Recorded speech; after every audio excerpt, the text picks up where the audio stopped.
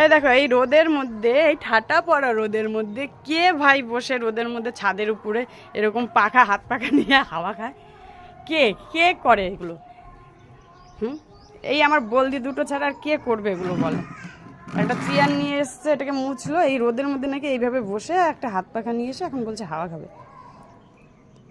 আমার মা দুটোর মানে গরমের জন্য মাথা মাথা খারাপ হয়ে গেছে, বুঝতে পেরেছো? মাথার তার ফার কেটে গেছে মনে হচ্ছে।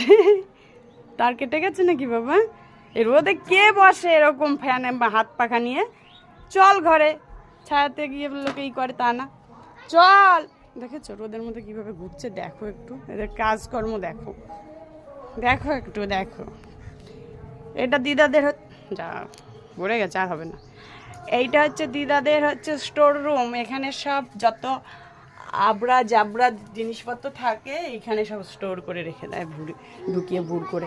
আয় বাবা আয় আয় আয় আয় আয়। রোদে ঘামাচি আবার জেগে উঠবে, ঘামাচিগুলো আমি বন্ধ করব, সুতল পাউডার ডেটল এগুলো লাগিয়ে লাগিয়ে, আর এরা ঘামাচিগুলোকে আবার মানে আমন্ত্রণ করে নিয়ে আসবে। চল চল চল, স্টিক দিয়ে তোকে মারবো, চল।